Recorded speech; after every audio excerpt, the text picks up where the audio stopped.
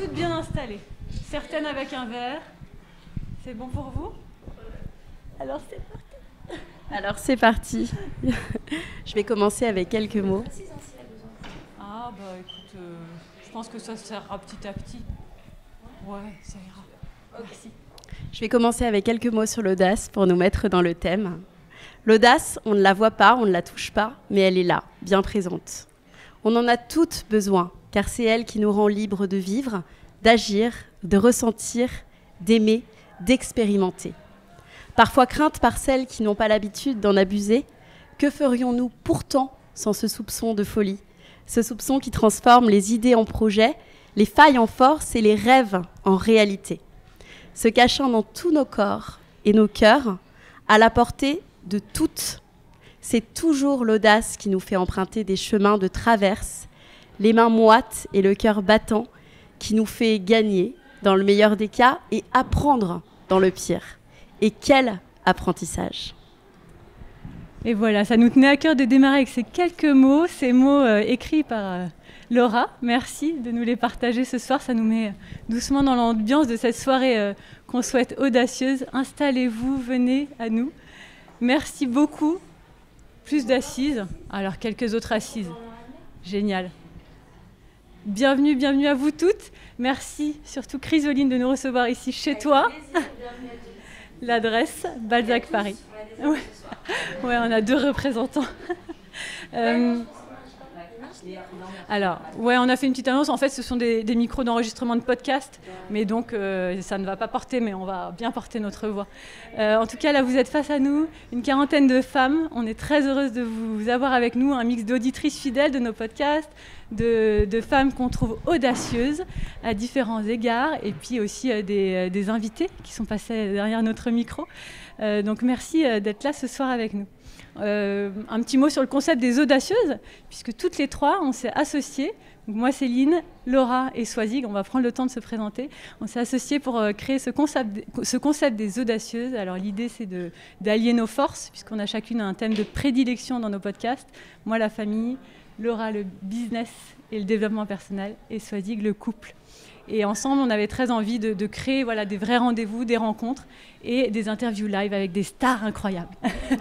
Donc, on est hyper contents d'avoir Chrysoline ce soir. Tout ça sur le fil rouge de l'audace, parce qu'on est sûr que ça nous porte et que ça nous fait du bien, et d'entendre des mots comme ça, après, on se sent pousser des ailes. Petite présentation individuelle pour chacune, puisque vous ne nous connaissez pas forcément toutes. Moi, je passe le micro. Tu pouvais commencer, ça ne me gêne pas. Swazig, une petite phrase individuelle avec, on s'est dit, on nomme une audace, chacune récente. Léa, tu peux la laisser là, c'était pour les filles, si elles voulaient s'asseoir. Merci. On a une chaise en plus pour ça. Une chaise haute. Donc bonsoir à toutes, je suis ravie certaine de vous retrouver et de vous rencontrer pour la première fois. Je suis Swazig Castelnerac, j'ai 45 ans, je suis mariée avec Arnaud qui est là depuis 18 ans, ensemble on a 4 enfants. Moi j'ai créé il y a maintenant un peu plus de 5 ans Save Your Love Date, donc c'est des outils de communication pour inciter les couples à communiquer sereinement et durablement. Voilà, mon créneau, c'est vraiment le bien-être amoureux. C'est d'essayer de prôner l'amour durable et de redorer un peu le blason du couple, en disant qu'on peut être en couple pendant longtemps et que ça peut être cool et que ça peut être désirable et que ça peut être même sexy. Et pour le podcast, j'ai un podcast qui s'appelle Au cœur du couple, que j'anime avec Marie-Lise Richard, qui est psychologue et thérapeute de couple.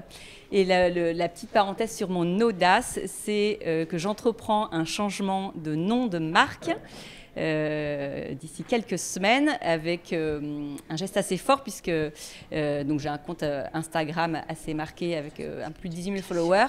Et ce compte va passer pas à 0 sur les followers, mais en tout cas à 0 sur l'affichage. On va tout enlever pour repartir de 0. Donc je trouve que c'est assez audacieux. Je te confirme. Moi, pour celles qui ne me connaissent pas, je m'appelle Laura Fouliken, j'ai 35 ans. Je sais jamais par quoi commencer. Depuis que je te connais, je commence par mon couple. Je suis en couple avec Arthur et j'ai 2 enfants en bas âge. Et dans la vie professionnelle, j'accompagne depuis 10 ans les entreprises et les entrepreneurs dans leur création de contenu digital et dans l'animation de podcasts, tables rondes, événements et émissions en tout genre.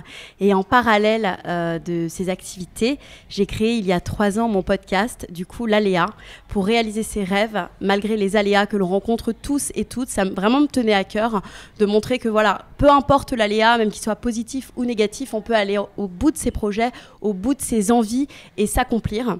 Et ma dernière audace, puisque c'est le thème de cette soirée, j'ai accepté il y a quelques semaines une mission d'animation d'une web émission. Donc sur un plateau, je vais troquer mon micro pour une caméra et j'en suis très heureuse. Voilà. Alors moi je suis Céline Ferrari, je suis franco-chinoise, j'ai 39 ans et je vis à Londres depuis 6 mois, ça c'est la grosse news, en expat avec Nicolas qui est aussi présent et nos 3 enfants. Je suis la créatrice du podcast 1, 2, 3 pépites, c'est sur le thème de la famille, c'est une valeur qui m'est très très chère et j'ai interviewé des parents sur leur vie de famille, sur leurs rituels, leurs joies, leurs galères. Et je suis sûre que ça en inspire beaucoup d'autres, en tout cas c'est ce qu'on me dit. Et je suis convaincue de cet effet de transmission via le podcast. Par ailleurs, je suis aussi journaliste freelance et dans les dernières audaces, j'ai accepté une mission moi, à Londres pour un média français qui s'adresse aux Français de Londres. Et je suis journaliste vidéo pour eux, donc je sors une vidéo par semaine, face cam, donc pareil, je sors un peu de ma zone de confort. Donc c'est la bonne actu audacieuse. Alors, on vous a partagé voilà, nos audaces et on voulait, pour commencer, faire des petits clins d'œil à certaines de vos audaces. On ne vous connaît pas toutes personnellement, donc voilà, on a sélectionné celles un peu qu'on connaissait. L'audace, c'est oser quitter un job bien établi pour prendre la tête d'un nouveau média féminin. C'est oser parler sans tabou de cycle féminin et de glaire cervicale. C'est oser prendre en photo tous ceux que l'on ne veut pas voir, que l'on veut cacher, les prisonniers, les personnes âgées, les sans-abri. L'audace, c'est venir ce soir de Toulouse, faire garder ses enfants pour la première fois et être là avec nous. L'audace, c'est créer sa boîte autour de la santé mentale des jeunes et tout donner. Et l'audace, c'est aussi de créer le premier réseau de femmes podcasteuses en France. Et l'audace, c'est aussi créer l'une des agences RP les plus renommées à Paris. Jongler entre le mannequinat, l'acting, une marque de corde à sauter pour des good vibes quotidiennes, ou encore vivre entre Paris et Lisbonne avec un petit bout et un métier prenant. Voilà pour les présentations. Je pense que vous avez à peu près le tableau de ces 3 audacieuses. Et on a surtout avec nous Chrysoline. Donc on s'est présenté chacune et on aimerait beaucoup maintenant passer à la partie talk et déjà t'entendre te présenter personnellement, professionnellement, pour tous celles qui te suivent plus ou moins, qui ne savent pas tout de toi. Mais nous, on va poser toutes les questions. Ça marche. Alors bonsoir à tous. Donc, je suis Chrysoline de Gatine, cofondatrice de Balzac Paris. Je suis maman de 3 enfants, 2 petites filles et un petit garçon. Et donc, j'ai cofondé Balzac avec 2 associés, Charles et Victorien. Victorien, c'est mon mari et Charles, c'est mon beau-frère puisqu'il s'est marié avec ma sœur. Donc, Balzac est devenu une entreprise familiale.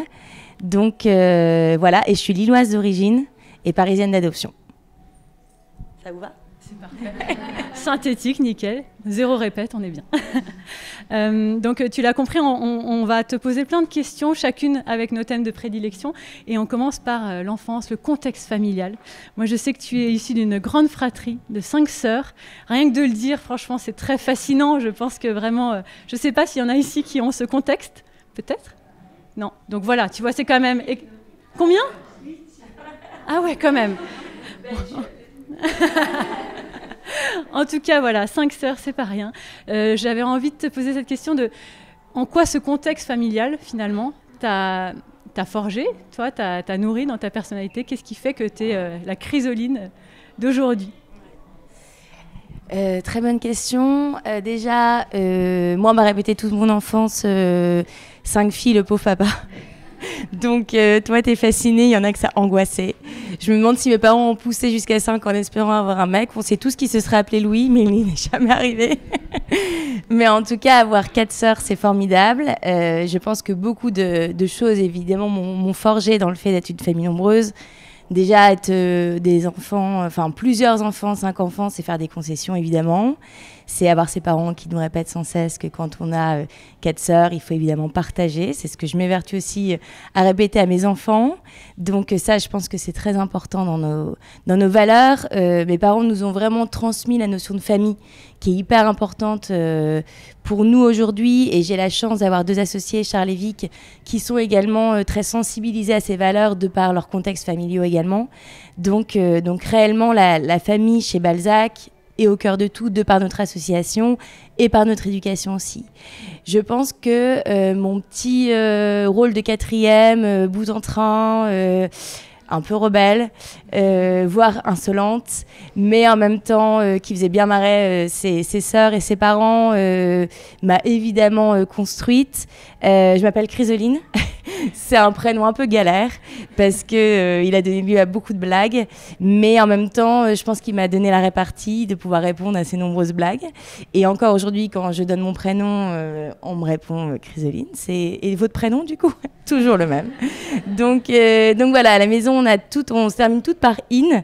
Donc mes parents ont décidé de se marrer finalement d'avoir 5 filles. Donc c'est la famille des in. J'ai regardé mes grandes sœurs avec les yeux de l'amour parce qu'elles étaient plus grandes que moi. J'ai formé un duo magique avec ma petite sœur parce qu'on était vraiment inséparables.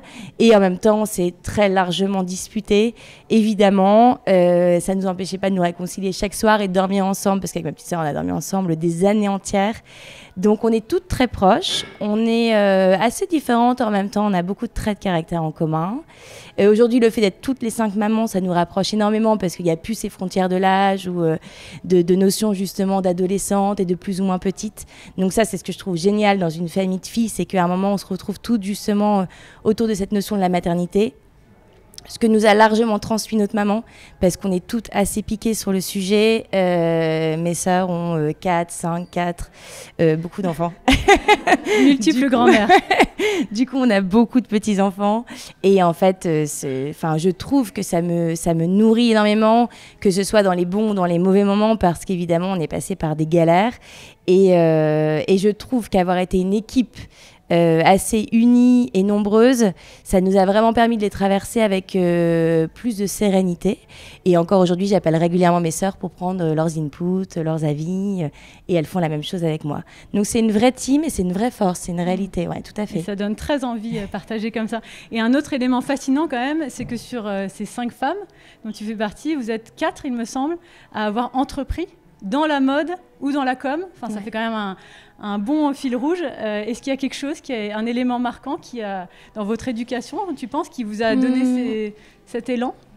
J'ai un père qui adore l'art. Il nous a toujours beaucoup traîné. Je dis traîné dans les musées parce que quand on est petit, on n'a aucune envie d'y aller. Et quand on descend dans le sud en voiture et qu'on doit faire de nombreux arrêts parce qu'il a repéré des expos à droite à gauche et que nous, on n'a qu'une envie, c'est d'arriver en vacances, ça nous fait bien galérer. Mais en réalité, aujourd'hui, je pense qu'il nous a vraiment éduqué l'œil, en tout cas sensibilisé à l'art, et je pense que ça joue énormément sur nos choix plus tard. Ils n'ont pas été, je dirais, très regardants sur nos envies d'études. Il n'y avait pas vous devez faire ça, ou il fallait qu'on soit courageuse, ça c'est une réalité. Donc il fallait qu'on bosse pour gagner notre argent. Des petits boulots, ça on en a fait plein avec mes sœurs. Donc la notion de courage, elle est vraiment hyper importante, et j'espère pouvoir la transmettre à mes enfants. Et donc on a été assez libre de nos choix en fait, de nos choix dans nos études, dans nos stages. Moi, quand j'ai terminé mes études, j'ai voulu refaire un stage de journaliste parce que je voulais devenir journaliste avant de faire ce que j'ai fait, et Balzac évidemment. Donc aucun sujet pour eux que je recommence 6 mois de stage alors que j'aurais pu avoir envie d'un CDI. Donc ils ont été très ouverts et assez accompagnants. Alors que franchement, j'étais un bon cancre à l'école. Bon, c'est tes parents qu'il faut que j'ai au micro la prochaine fois dans 1, 2, 3 baby, c'est ça, clair. Pour avoir toutes leurs astuces. Leurs tips. Merci Chrysoline. Chrysoline, on l'a dit, votre aventure entrepreneuriale a commencé à 3, avec ton mari et votre meilleure amie. Pour celles qui ne savent pas, vous avez lancé un premier produit, un nœud papillon, puis des suites avec des auteurs célèbres, et enfin votre première collection. Moi, ce que j'ai envie de savoir, ce qui me démange de savoir, c'est comment vous vous êtes distingué de la concurrence et comment vous êtes devenu assez rapidement quand même une marque référente dans l'univers féminin français? Écoute, pour moi, la réponse est assez simple. On avait des convictions fortes de dirigeants, donc c'était en 2014. Alors, le Nœud Pape en 2011 et les sweatshirts en 2014. Ok. Donc, l'aventure Balzac, comme vous la connaissez aujourd'hui, avec un vestiaire exclusivement féminin, des capsules et un ADN responsable très fort, ça date de 2014. Et donc ça, lorsqu'on s'est lancé sur ce projet-là, on avait justement cette envie de faire de Balzac une marque responsable et désirable. Le dire aujourd'hui, ça paraît assez évident puisque c'est un prérequis sur le marché et toutes les marques le sont ou en tout cas le deviennent. En 2014, en réalité, c'était assez nouveau, assez novateur et assez compliqué même en fait. Donc comme nous, on n'avait pas de frontières, de barrières parce qu'on était autodidacte en la matière, on a construit, je dirais, notre business model avec cette notion de responsabilité et de désirabilité. Et ça, c'est important de le rappeler parce que jamais l'un va primer au profit de l'autre. Il y a toujours le désirable qui rime avec le responsable et vice-versa. C'est d'ailleurs là-dessus qu'on a construit notre raison d'être. Et donc, je pense que cette notion de responsable et désirable à l'époque était tout à fait nouvelle et c'est ça qui nous a permis de tirer notre épingle du jeu. Et au-delà de ça, il y a cette notion de communauté dont peut-être on parlera, mais qui est évidemment chère à Balzac, puisque on a créé Balzac Paris sur justement cette communauté, sur les réseaux sociaux qui participaient activement à répondre justement à nos questions de l'époque, tel ou tel tissu, et donc au processus créatif. Et en fait, quand on a créé la marque de Nœud Pape en 2011, on recevait les clients dans nos apparts de l'époque et ils venaient choisir leur tissu en nous disant je veux telle Liberty avec tel poids, telle rayure, etc. Et donc très vite j'ai senti qu'en fait le consommateur de demain et celui que j'avais chez moi à l'époque avait envie de participer au processus créatif et qu'il y avait vraiment un changement des mentalités et que donc quand on a lancé Balzac en 2014 il allait falloir justement l'intégrer largement à ce processus créatif. Et donc ça je pense que c'est réellement un élément différenciant aussi.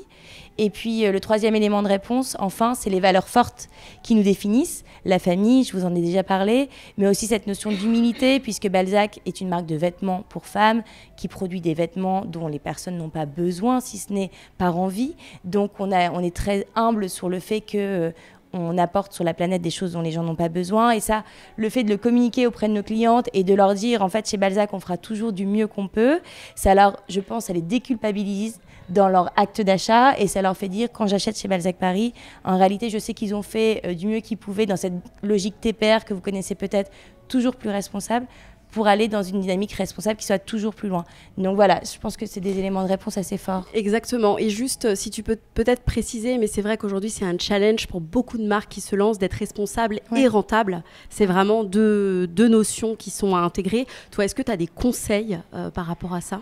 Ça serait difficile de vous les donner là en quelques mots, mais je pense que c'est ce que je vous ai dit. En fait, le fait d'avoir construit Balzac sur un socle de dynamique responsable, donc tous nos BP de nos business plans étaient écrits en ce sens, donc que ce soit dans le sourcing matière, dans le choix de notre parc fournisseur qui était donc exclusivement européen, voire français, on a écrit nos marges en fonction.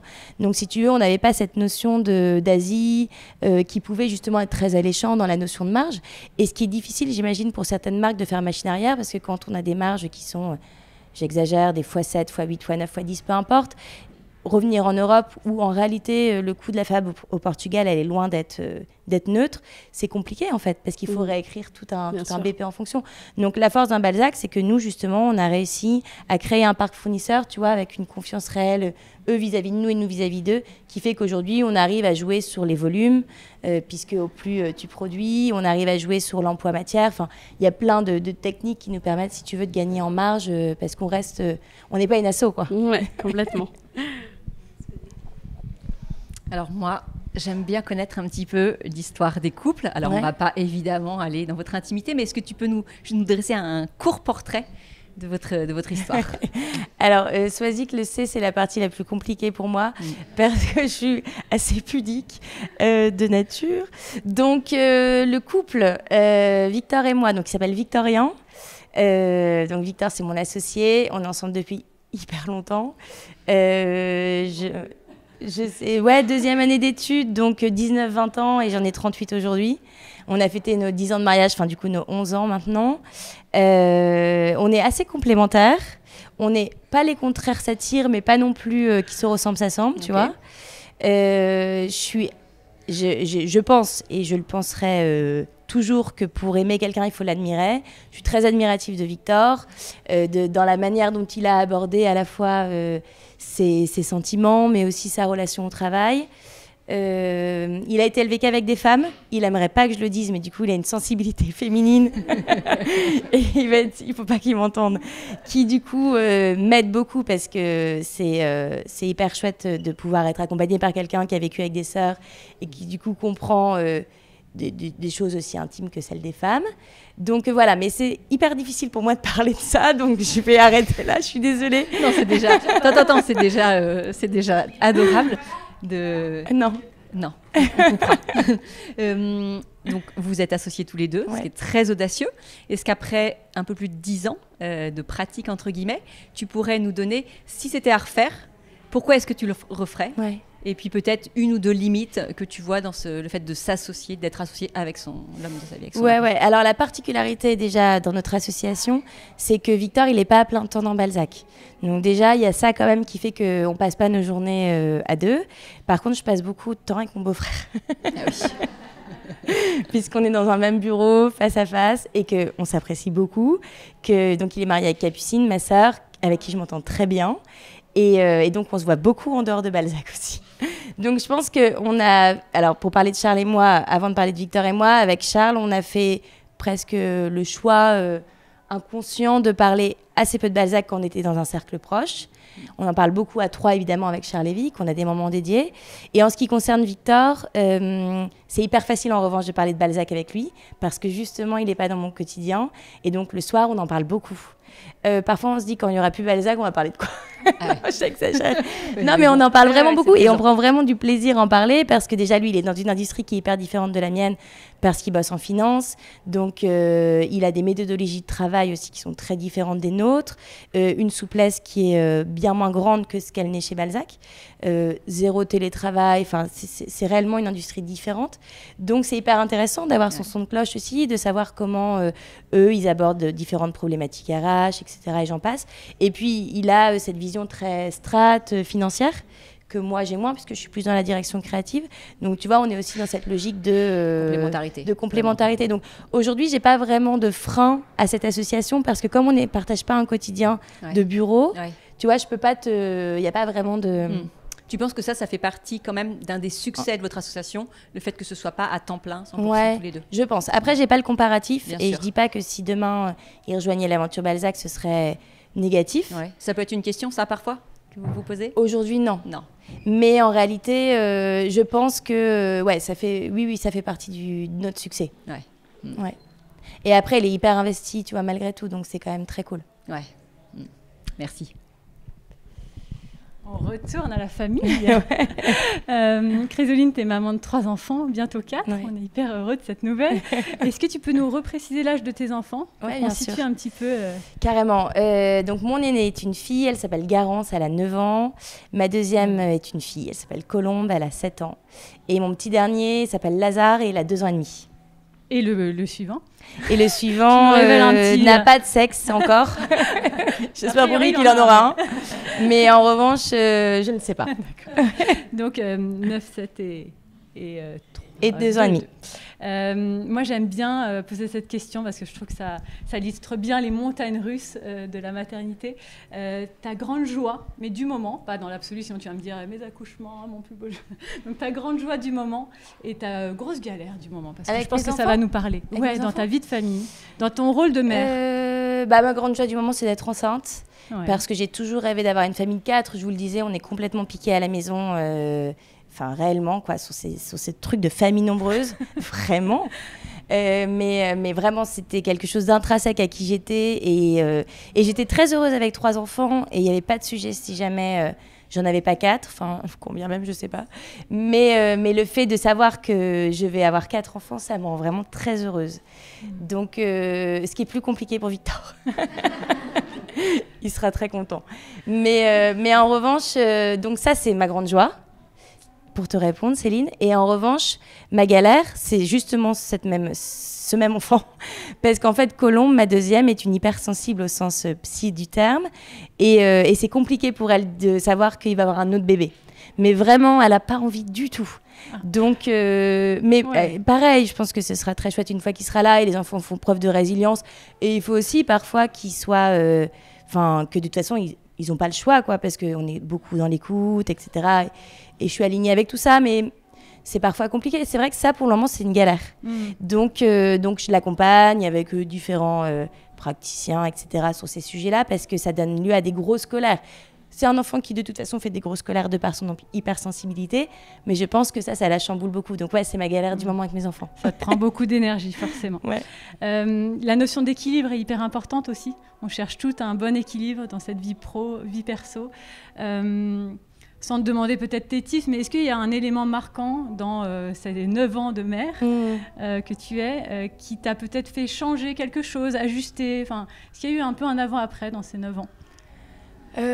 Alors, c'est difficile pour moi cette question. Je réfléchissais justement quand je les lisais parce que je suis quelqu'un de l'instant présent et j'ai beaucoup de mal à faire un effort de projection parce que c'est comme ça que... Justement, je me projette pas comme ça, je me crée pas trop de bile en fait. Je me dis ça, on verra ce qui se passe. Et par contre, par rapport aux galères, aux choses que j'ai pu vivre en tant que maman, de nouveau Colombe, elle a été assez malade petite, à 4 mois. Et du coup, j'ai découvert ce que c'était d'avoir un enfant vraiment malade. Elle va hyper bien aujourd'hui, à part son hypersensibilité. Elle n'écoutera pas ce podcast non plus. Tout va bien.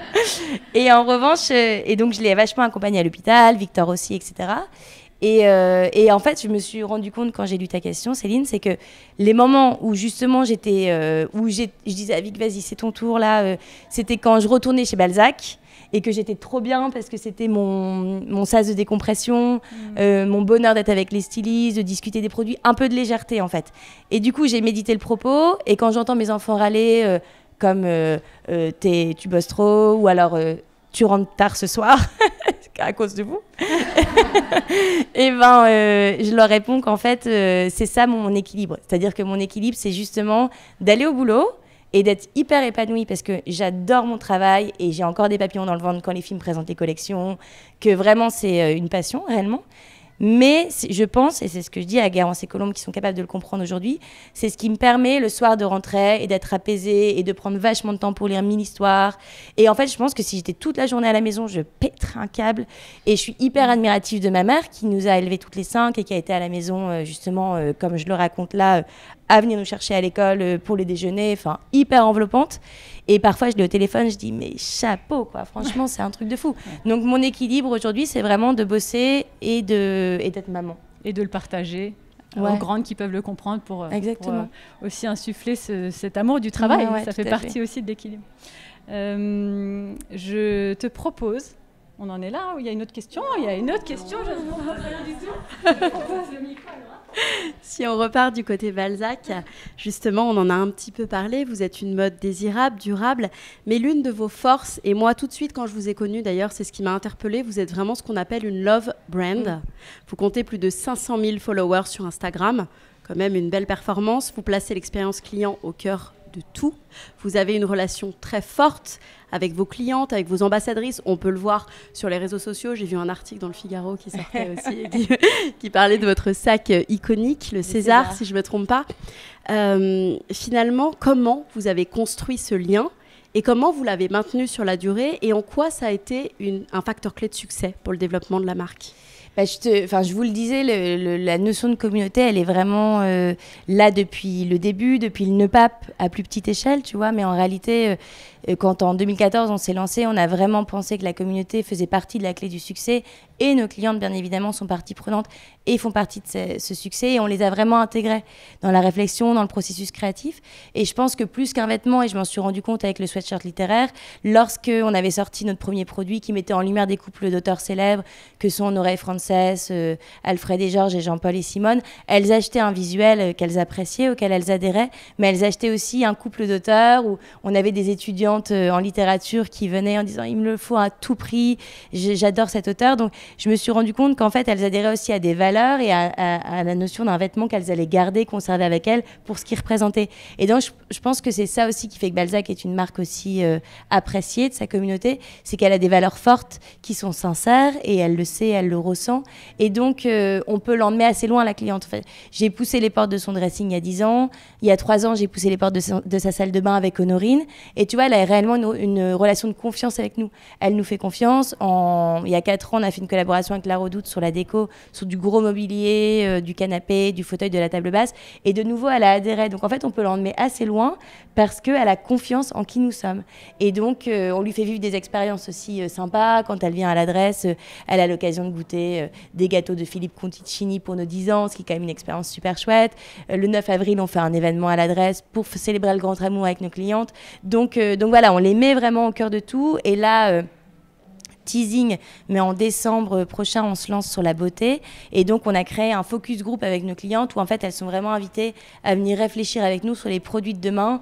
Et donc, tu vois, dès le début du commencement du projet, on les intègre à la réflexion de celui-ci. Donc ça, je pense que c'est la clé. Exactement. Il y a tout un parcours client en magasin et aussi sur le site internet. Quand on regarde avec les éternels, si on a envie de piocher, on se dit OK, super. Moi, je me prends, par exemple, je suis en mode, en ce moment, je prends tous les éternels. Mais il y a vraiment ça, cet accompagnement, en fait, même sur le site internet. Enfin, d'abord sur le site internet et ensuite en boutique. Tout à fait. Encore un peu de torture, mais... Là, on revient. Non, mais tu as déjà un tout petit peu répondu, mais je voulais creuser un petit peu. Et le sujet Balzac, tu nous as dit que vous pouviez en parler facilement à la maison. Je voudrais quand même savoir si vous avez des règles et si des fois, il y a un stop, tu vois, qui est dit. Est-ce que vous dites le week-end, c'est déconnexion, les vacances, pas d'ordi, ou alors vraiment, c'est nos limites et on en parle quand on veut, comme on veut. Voilà, c'est un sujet au même titre que les enfants, les vacances ou la belle-mère. Est-ce que tu vois, Ouais, plutôt la deuxième réponse, c'est-à-dire nos limites, parce que je pense qu'on sait s'en mettre à nous-mêmes. Donc, on est plus dans cette logique-là. Après, le Balzac d'aujourd'hui n'est pas le Balzac d'hier, quand avec Charles et Victor, on était 3 et qu'on était au four et moulin. Aujourd'hui, on est une petite centaine en interne. Donc, c'est vrai que quand je claque la porte du bureau pour partir en vacances, évidemment, je dis aux équipes, je suis en contact et contactez-moi, il y a 0 souci, ce qu'elles font. Mais de moins en moins, en fait, tu vois. Donc, très naturellement, de par l'accompagnement, la structuration de l'entreprise, la montée en puissance aussi des équipes qu'on accompagne beaucoup dans cette logique-là, je peux avoir des vraies semaines de vacances où je sens quand même que je déconnecte beaucoup plus qu'avant. Donc, ça s'est fait naturellement. En revanche, avec Vic, on n'a pas de limite sur le fait de parler de Balzac. On s'en est pas donné, en tout cas. C'est plus, tu vois, dans notre relation avec Charles et Victor, où on a des moments dédiés où on en parle, qui sont des moments dans la semaine. Évidemment, quand on est en famille, on ne s'interdit pas d'en parler, mais un peu moins quand même. Un peu moins, ouais. Faites quand même attention à ce que ça... Ouais, mais toi et Victorien, vous êtes alignés, ouais. Vraiment sur la question. Il n'y a pas un qui a besoin de dire à l'autre, écoute, j'aimerais que... Non, vraiment, c'est... Non. C'est une chance, je pense. Je crois qu'on a posé nos questions, en tout cas, qui nous tenaient à cœur pour ce soir, mais on avait envie de clôturer comme tout cet événement s'organise aussi dans le cadre des 10 ans, puisque vous célébrez les 10 ans de la marque. On va finir avec quelques questions flash. Allez, go. Avec les 10 ans. Alors, je te remets une petite chose, tu vas me dire ce que tu vois, tu vas le partager aux filles. Je vois une petite fille qui a 10 ans, et qui est moi. Alors, je ne suis pas allée chercher bien loin, tu l'avais partagé sur LinkedIn. J'avais envie de te demander qu'est-ce que tu dirais à la petite fille de 10 ans, cette petite chrysoline, et même plus largement aux petites filles de 10 ans qui ont envie de peut-être croire en leurs rêves. 10 ans, c'est un bel âge parce que c'est celui qui sonne à 2 chiffres. Donc, c'est un vrai passage, je pense, pour les enfants. Garance va avoir 10 ans cette année, donc c'est une très bonne question. Qu'est-ce que je vais lui dire ? Est-ce que c'est un peu bateau ou Miss France de dire croire en tes rêves ? En tout cas, à la chrysoline de 10 ans, je lui dirais bravo. Parce que je pense que c'est quand même une belle réussite qu'est Balzac aujourd'hui. On peut être fiers de nous. Et je pense que je lui dirais, et je le dirais aussi à mes filles, de croire en leurs convictions. Parce que finalement, vous le disiez, l'audace donne des ailes. Et les convictions fortes aussi sont souvent porteuses à la fois de sens, mais parfois aussi même de valeurs. Donc voilà ce que je pourrais leur dire aujourd'hui. On poursuit avec la deuxième question flash. Moi, j'ai envie de te demander ton plus beau souvenir professionnel de ces 10 dernières années. L'ouverture de l'adresse, c'était en 2022, si je dis pas de bêtises. Ouais. Et c'était complètement fou, cet espace qui était un point vision, donc en rien ce qu'il n'est aujourd'hui, réellement pas sexy. Arrivé le jour, donc c'était le 7 septembre, lorsqu'on a ouvert l'adresse, t'étais là, Swazik, hein. C'était complètement dingue, il y avait un monde fou, une ambiance de dingue, enfin tout s'est concrétisé, tout ce qu'on avait créé, si tu veux, s'est concrétisé quand même ce soir-là. Et alors je te la pose à toi toute seule, mais vous pourrez vous la poser ensemble ce soir. Votre couple dans 10 ans, comment est-ce que tu l'imagines? Heureux. Heureux, pas forcément à Paris. Nos enfants, ils seront quel âge? 20 ans. Ouais, commenceront à partir. Ah ouais. Et ben, ça sera quelque chose. Hein. Je sais pas, moi j'ai vu mes parents se réinventer assez tard parce qu'ils sont partis vivre au Portugal. Mam, je vous l'ai dit, mais elle a vraiment été, je pense, plus maman qu'elle n'a été femme très très longtemps. J'entendais beaucoup mon père le dire, donc j'ai pas de mal à le répéter. Et je pense qu'ils ont réussi justement. Elle a réussi à devenir femme, enfin devenir, j'exagère. En tout cas, à redevenir femme en partant justement au Portugal avec mon père et en se réinventant en couple. Et honnêtement, ouais, c'est un exemple de fou. Donc j'espère pouvoir suivre cette même trajectoire et être aussi amoureux qu'eux dans 10 ans, 20 ans, 30 ans. Bien sûr, c'est ce qu'on vous souhaite en tout cas. Ouais. Et pour terminer, qu'est-ce qui serait vraiment audacieux pour les 10 prochaines années pour Balzac Paris? Un rêve fou à nous partager, une audace de tes rêves? Là, on est déjà dans un rêve carrément fou parce qu'on ouvre, on se déploie pas mal en retail. Donc là, vous connaissez cette adresse. Restez connectés parce que de nouvelles arrivent d'ici quelques mois. Donc, non, on veut les nouvelles maintenant, là, nous, tout de suite, là. Tu nous balances ça. Qu'est-ce que tu as à nous donner comme petite info? Il y a une boutique à Lille qui ouvre, mais bon, du coup, je vais vous faire un maxi teasing, mais qui ouvre en boutique éphémère à partir du 26 avril. Et on va ouvrir Rive Gauche bientôt, dans quelques mois. Donc, c'est déjà des projets fous qui sont en train de se passer. Je crois que j'ai pas besoin d'attendre 10 ans et j'ai beaucoup de mal à me projeter. Oui, rappelle-toi. on est dans l'instant présent. Là, le 10 ans, il est compliqué pour moi. Hein. C'est une question difficile. Et on avait envie de te faire une petite surprise pour terminer, parce que pas d'anniversaire... Enfin, anniversaire veut dire gâteau. Trop sympa. Et on a Anne-Sophie Vidal, qui est parmi nos invités, qui est pâtissière. On était à la crèche ensemble avec Anne-Sophie pour petite anecdote. Nos enfants. Ah oui, pardon. Et donc, là, je crois qu'on peut laisser un petit mot à Anne-Sophie pour nous présenter ce joli gâteau. Je te laisse la parole. Alors j'avais quelques petits mots à dire parce que donc moi j'ai lancé ma marque d'ustensiles de cuisine qui s'appelle Casa Vida et donc je voulais te remercier Chrysoline de nous inspirer au quotidien en tant que femme entrepreneuse qui a réussi à faire une belle marque responsable et désirable. C'est adorable, merci Anne-Sophie. Et donc voilà, je t'ai fait un petit gâteau et puis il est pas petit en vrai. de fêter les 10 ans parce que c'est vraiment il est trop beau, parcours. Félicitations, voilà. C'est magnifique. Un number cake, c'est ça qu'on dit. Exactement. On y va. Hein. Et on peut créer un petit bravo Balzac, 10 ans, bravo. Allez.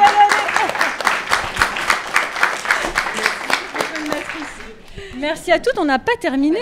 Ah oui, pas d'anniversaire. Cadeau. Bon, le sac, je suis désolée, voilà, je pense que tu l'as déjà, mais tout ce qu'il a à l'intérieur, je ne crois pas. Il est lourd, hein. Trop sympa, merci beaucoup. Ce cadeau, génial. On est passé en caisse le chercher. Trop avec beau. Tous nos partenaires. C'est la folie. Notamment qui nous accompagnent ce soir sur le buffet. On a Lillet, on a Tarte au carré. Et dans le tote bag, vous trouverez... Tu veux que je fasse la démo ou tu laisses la surprise? Vous aurez un magazine Milk. Vous aurez du chocolat au KO que vous trouverez aussi sur le buffet. Vous aurez une carte Save Love Date pour un petit moment à deux. Vous aurez aussi des cartes Rosemood, des petites cartes La Fabrique à Sachets, qui sont des sachets de graines illustrés et personnalisés pour toutes les occasions. Et enfin, Talm, de mon côté, qui est une gamme de soins responsables qui accompagne les femmes avant, pendant et après la grossesse. Tout ce que nous sommes. Moi, je dis un grand merci avant qu'on oublie quand même Balzac qui nous habille ce soir. Oui, bien sûr. On est en tenue complète, là, si vous avez des repérages, c'est par ici. Quand tu es arrivé, on était... Oh, on lui a pas dit se comporter, ça se trouve, elle va mettre comme nous. Ah ouais, magnifique, nouvelle collection qui sort dans 2 jours. 3 jours. Le léopard, il sort en mai, je pense. Peut-être. Ne nous égarons pas, je finis avec les partenaires parce qu'après on va se dire mince, on a oublié. Casa Vida évidemment, Anne-Sophie avec des ustensiles design. Marlette qui accompagne mon podcast depuis le début, qui suit les audacieuses, des préparations bio pour gâteaux. Ilado qui propose des rituels bien-être pour les futures mamans. Jolie Mama avec une gamme de nutrition pour les femmes. Et Patika, soins bio haut de gamme. Donc vous êtes gâtés plus que gâtés.